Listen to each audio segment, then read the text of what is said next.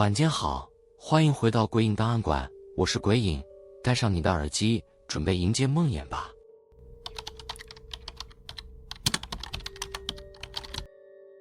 村子后山的古墓，一直是我们这些小孩眼中的禁地，无数次被大人用来警告我们不要胡乱靠近。他们说，那里埋住的是一个恶名昭彰的土匪头子，生前杀人如麻，死后怨气不散。他的尸体早已被咒术封印，谁要是惊扰了他，就会招来厄运。这种故事我们听的耳朵都起茧了，但谁会当真？特别是我和阿豪，两个血气方刚的年轻人，从不信什么鬼神。我们一直觉得那些禁地的说法，只是大人用来防止我们乱跑的借口。然而，村里不时传来的奇怪传闻，比如半夜听见从后山传来的怪声，又或者有猎人说曾看到黑影在墓地里晃动，却也让人心底泛起了一丝不安。越是这样，我和阿豪越想去证明那些不过是无稽之谈。于是在某个月黑风高的晚上，我们悄悄拿着铁锹和手电筒溜出了家，往后山出发。后山的路并不好走，夜里更是危险，满是湿滑的青苔和崎岖的石块，风从树丛间钻过，带着一种低沉的污名，冷得让人不禁打了个寒战。我们互相打着气，别怕，就看看罢了，搞不好什么都没有呢。走了将近半个小时，我们终于在一片杂草丛中找到了那块老旧的墓碑。那墓碑早已被时间侵蚀得模糊不清，上面的字迹几乎无法辨认，只能依稀看出几个深深刻下的痕迹，仿佛带着某种不祥的意味。墓碑前的泥土虽然长满青苔，却明显比周围的地面要凸起，说明下面的棺木应该还完好无损。阿豪一边擦去额头上的汗，一边拿出铁锹对我说，快点动手吧，搞快一点，别等天亮被人发现了。我虽然点头应声，心里却有些打鼓，隐隐觉得这片地方的气氛有些不对。四周的空气仿佛比平地更冷，耳边的风声越来越像低语，像是有什么人在暗处盯着我们。不过我不想在阿豪面前表现得像个胆小鬼。我们轮流挖着土，随着泥土一铲一铲被挖开，那种浓烈的腐臭味也越来越刺鼻，仿佛从地底渗出来的毒气般，呛得我只想吐。我用衣服掩住口鼻，心里暗暗骂自己为什么要答应阿豪来做这种蠢事。终于在我们手电筒的微光下，一具黝黑的棺木露出了顶端。它表面布满了斑驳的裂纹，显然经历了漫长的岁月，却又诡异地保持着整体的完好。这棺木看起来很普通，甚至可以说有点简陋，与我想象中的什么恶灵封印完全搭不上边。看吧，就说这都是吓人的玩意儿。阿豪满不在乎地笑了笑，但笑容中透着一丝掩饰不住的紧张。他拿起铁锹，用力敲起棺盖的一角，那刺耳的声音听得我浑身鸡皮疙瘩都冒了起来。我本能地往后退了几步，手电筒的光紧紧对准那口棺材。这怎么回事？阿豪的声音有些颤抖，他的手停在半空。棺木里的情景让我们俩都愣住了，里面躺着一具尸体，穿着早已发黄的长袍，面容苍白如纸，却保存得异常完整，仿佛只是刚刚入睡。最恐怖的是，那具尸体的双眼微微张开，眼珠死死地盯着我们，带着说不出的寒意和怨毒。我的心脏几乎要从胸口跳出来，一时间连腿都不敢动一下，好像只要稍微挪动，那具尸体就会扑过来咬住我们。阿豪的脸色惨白，他急忙放下铁锹，低声喊道，不对劲，赶紧把盖子盖回去。然而就在他伸手准备盖上棺材时，那具尸体突然动了，他的手猛地抬起，一把抓住了阿豪的脚踝。那瞬间，我感觉自己的血液都冻住了，脑中一片空白。阿豪发出一声撕心裂肺的惨叫，拼命挣扎，但那尸体的力气大得惊人，硬是把他拖进了棺材里。阿豪，我惨叫着冲上去，伸手想拉住他的手臂，但下一秒，棺材盖竟然自己动了起来，像是被一股无形的力量推着，迅速地盖了回去。砰的一声响，棺材重新封闭，地面恢复了一片死寂。我瘫坐在地，浑身颤抖，手电筒滚落到一旁，光束四处乱晃。我不敢相信眼前的一切刚刚发生过，那棺材似乎在嘲笑我的无能，静静地躺在挖开的坑里，和之前没什么两样，甚至连刚才的腐臭味都消失了。不知道过了多久，我终于鼓起勇气爬起来，拼命跑回了村子。我失魂落魄地告诉村里的人阿豪不见了，可没有人相信我，他们只以为是我们跑到山里胡闹，结果阿豪迷路了。直到第二天，村里的壮丁们一起上山寻找，他们发现那座坟墓的泥土竟然平整的，仿佛从未被人挖掘过，棺材也没有任何异常的痕迹，地上甚至找不到我们留下的铁锹。你一定是在做梦，有人这么说，还有人讥笑我是胆小鬼，连夜爬山都会自己吓自己。但我知道，那绝不是梦。阿豪的消失也绝非偶然，他被带进了那口棺材里，再也回不来了。从那天起，我再也没踏足过后山一步。每到夜晚，我都会想起那双微微张开的眼睛，还有他紧紧抓住阿豪的手。我无法解释那一切是怎么发生的，只知道从那之后，村里的怪事更多了。有人说半夜会听见后山传来脚步声，还有人说见到阿豪的影子站在树林深处，静静地看着村子。而我始终活在那晚的噩梦中，无法逃离。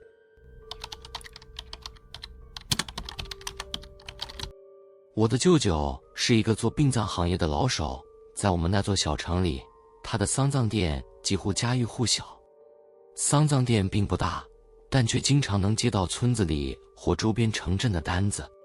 店里的主要生意是做棺材和殓葬用品，纸扎人、寿衣、灵牌等应有尽有。小时候，每次去舅舅家，我总是忍不住跑进那阴森的丧葬店里，对那些奇怪的东西充满好奇。舅舅总是对我说，这里的东西不能乱碰，它们是有主人的，碰了就会招来麻烦。他特别告诫我，店里的棺材尤其不能碰，因为每一口棺材都是为特定的客人定做的，哪怕只是摸一下，都有可能惹上说不清的事。那时候的我不明白为什么一个棺材也能这么神秘，但也不敢多问，只能将心底的疑惑压下。直到几年后，那个令人毛骨悚然的事件发生，我才明白舅舅的话不是无的放矢，而是经过无数次经历后才得出的忠告。那天晚上，我被父母带到舅舅家过夜，因为他们临时有事要外出几天，没法带着我。对我来说，住在舅舅家并不算陌生，唯一让我害怕的是，舅舅的丧葬店就和他的住家连在一起，而住家和店铺之间仅仅隔着一扇木门。每当夜晚降临，那木门外的空气总会显得特别冰冷，仿佛从店里飘出了一层无形的阴雾。那晚大概是8点多，舅舅交代我吃完晚饭就乖乖回房睡觉，并再三嘱咐我千万不要进丧葬店里乱跑。我嘴上答应得很好，心里却已经打定主意，一定要趁舅舅睡下后溜进店里一探究竟。我一直很好奇那些棺材的内部究竟是什么样的，平时大人总说棺材是给死人住的屋子，这让我越来越好奇，死人住的屋子到底有什么不同。等到舅舅房间的灯熄了，我便悄悄打开那扇木门，偷偷溜进了丧葬店里。里面很安静，只有外面昏黄的街灯透过窗户投进几束光，隐约照亮了那些整齐排列的棺材。整个店里充满了一股潮湿的木头味，还掺杂着一丝说不上来的古怪气味。我举起手电筒，小心翼翼地穿梭在棺材之间，生怕自己发出声音惊动了舅舅。忽然，我的目光被放在最角落的一口红色棺材吸引住了。它与其他普通的棺材不同，通体被漆成了鲜红色，表面刻满了细致的花纹，看起来像是一件工艺品。我心里不禁想，这应该是为某个特别重要的人准备的吧，要不然怎么会这么精致？但随着好奇心的不断膨胀，我又不由得想知道里面到底藏着什么。应该不会有什么吧，我压低声音自言自语，手却已经放在了棺材盖上。我推了推，发现棺材盖异常的沉重，但并非推不动。我咬紧牙，双手用力，棺材盖发出一阵刺耳的声音，慢慢地划开了一条缝。一股刺鼻的气味瞬间扑面而来，我被呛得咳了几声，连忙用袖子捂住鼻子。可还没等我缓过来，手电筒的光已经照进了棺材的内部。那一瞬间，我几乎尖叫出声。棺材里躺着一个女人，她穿着一件鲜红的寿衣，面容苍白的异常，嘴唇却红得像是还活着，让人感觉那不是血液已经干涸的尸体，而是一个正在熟睡的活人。我愣在原地，大脑完全失去了思考的能力。她的头发整整齐齐地披散着，双手交叠在胸前，手指的指甲又长又尖，泛着淡淡的青黑色。我不知为何开始浑身发冷，那股寒意并不是因为冷风，而是一种深入骨髓的恐惧。我想放下棺材盖，假装什么都没看见，可当我刚准备动手时，那女人的眼皮忽然动了，她的眼睛一点一点地睁开，最后直勾勾地盯着我，露出了一抹诡异的笑容。啊！我再也忍不住了，丢下手电筒转身就跑，一边跑一边慌乱地大叫：舅舅，舅舅！可我的脚像是灌了铅一样沉重，每跑一步都感觉后面有什么东西在追着我。我慌不择路地推开丧葬店的木门，冲回了屋内，撞翻了桌椅，然后跌跌撞撞地扑进舅舅的房间。舅舅被我的叫声惊醒，一脸疑惑地看着我：怎么了？你发什么疯？我结结巴巴地将刚才的经历告诉他，话说到一半，他的脸色就彻底变了。他一把抓住我的肩膀，低声问：你是不是动了那口红色的棺材？我愣住了，心里的恐惧又翻滚了起来，点了点头。舅舅重重地叹了口气，说：那口棺材不是普通的东西，它是为一个愿死的女人定做的，红衣寿衣都是为了压制她的怨气。你现在打开了她的棺材，她可能已经回来了。我满脸苍白，手脚冰凉，不知道该说什么。就在这时，丧葬店里忽然传来一声巨响，像是什么东西被推翻了。接着一阵沙沙的脚步声在店里响起，缓慢而沉重，仿佛有谁正在从角落里走出来。我吓得直往舅舅身后缩，他也不再说话，只是紧紧地盯着那扇木门。他已经出来了，舅舅低声嘀咕，脸上布满了冷汗。突然，木门被猛地推开，一阵阴冷的风席卷而来。红衣女人的身影出现在门口，她的眼睛泛着幽暗的光芒，嘴角仍然挂着那诡异的笑容。她一步一步地朝我们走来，嘴里发出低沉的声音，像是在咕哝什么。走，跟我来！舅舅一把拉起我，从后门冲了出去。我们跑进了夜色里，直到远离丧葬店才停下。我喘着气，回头看见舅舅的丧葬店竟然在我们逃离后不久开始冒烟，紧接着火光冲天，整间店陷入一片火海。然而更诡异的是，火灾清理后，有人说在满地的灰烬中依然能看到那具红色的棺材，它丝毫没有被烧毁，静静地躺在原地，好像是在等着下一个人去打开它。从那之后，舅舅再也没有提起过那晚的事，而我每每想起那女人睁眼的瞬间，都会浑身颤抖，夜不能寐。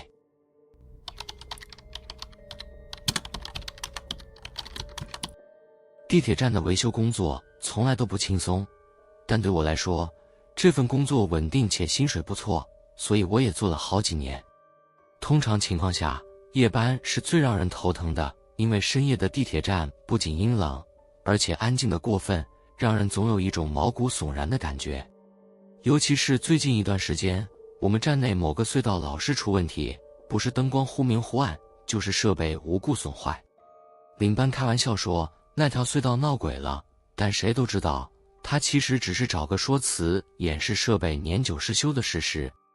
可是隧道里发生的那些诡异事，让我们这些维修工心里都憋着一种说不清的压抑。每次有人进去检修，出来后都说那里冷得不正常，还有人提到在隧道尽头听到过奇怪的声音。传言越来越多，甚至有年长的员工透露说，隧道在修建的时候曾经挖出过3具古棺，施工队当时为了赶进度，直接把那几具棺材用水泥封在了隧道墙壁里，还说那是大工程，不可停工。但这些事从来没有人敢当着领导的面提起，因为稍微多说一句就会被扣上造谣的帽子。那天晚上我被安排去检查隧道里的故障，心里其实有些不安。之前的同事小陈在一次检修完那条隧道后就请了长假，说什么也不肯再回来工作。当时大家都觉得他只是找借口偷懒，但现在想起来，他离开前那副惊恐的样子可能并不只是装出来的。凌晨2点，地铁站里几乎没什么人，只有我和一名值班的调度员。当我拿着工具箱走进隧道时，调度员叮嘱了一句，如果发现不对劲，马上回来，别逞强。他的声音低得像是自言自语，但我还是听到了，心里一紧，点点头，便走进了隧道。隧道里的灯光一闪一闪，昏黄的光线让原本就狭窄的空间更加压抑。走了没几步，我就觉得全身不自在。隧道里的温度很低，冷得像冬天的寒风，但地铁站明明有恒温系统，不应该会这么冷。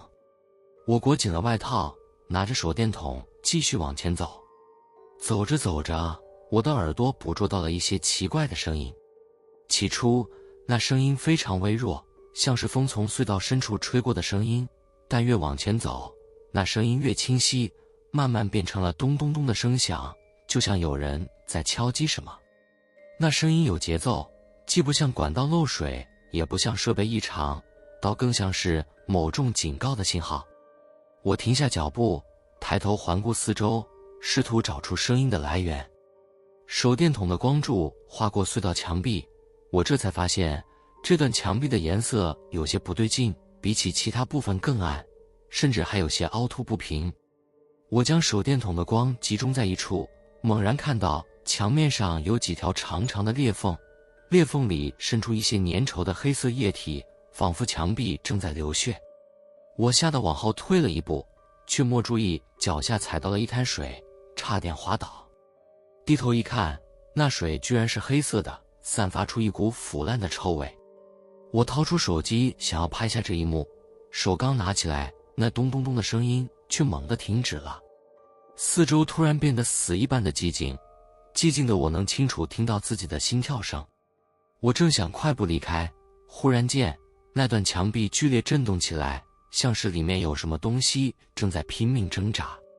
紧接着砰的一声，一块水泥碎片从墙上掉落，露出了一个长方形的轮廓，那竟然是一口棺材。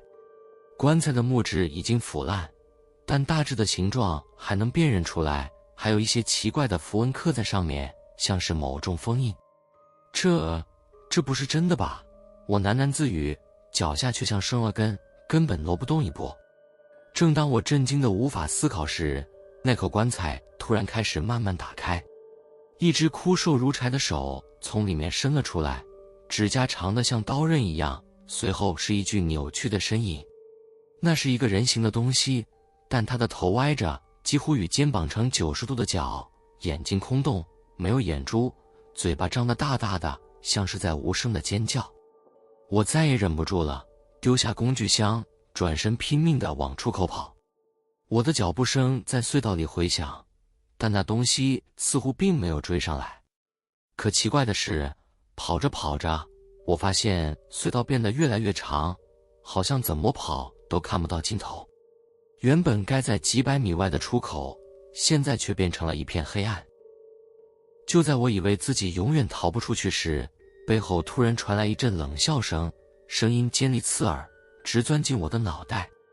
我猛地停下脚步，转过头，那东西竟然已经站在我身后，与我只有不到2米的距离。他歪着头，用那空洞的眼睛直勾勾地盯着我，嘴巴里发出像骨头摩擦般的声音：“你也会留下。”他的手伸向我，我下意识地举起手电筒照向他的脸。强光让他停顿了一下，随后发出一声刺耳的尖叫，整个隧道都仿佛震动了起来。趁着这短暂的间隙，我拼了命地往前跑。这一次，前方终于出现了一点亮光，那是出口的方向。我用尽全身的力气跑出隧道，一头栽倒在地。调度员听到声响冲了过来，看到我满身是汗，脸色苍白的样子，吓了一跳。他扶起我，不断问我发生了什么，可我一句话也说不出来，只是指着隧道的方向，嘴唇颤抖得发不出声音。后来我被送到医院观察，医生说我应该是过度惊吓引起的暂时性休克，但我心里很清楚，自己看见的绝不是幻觉。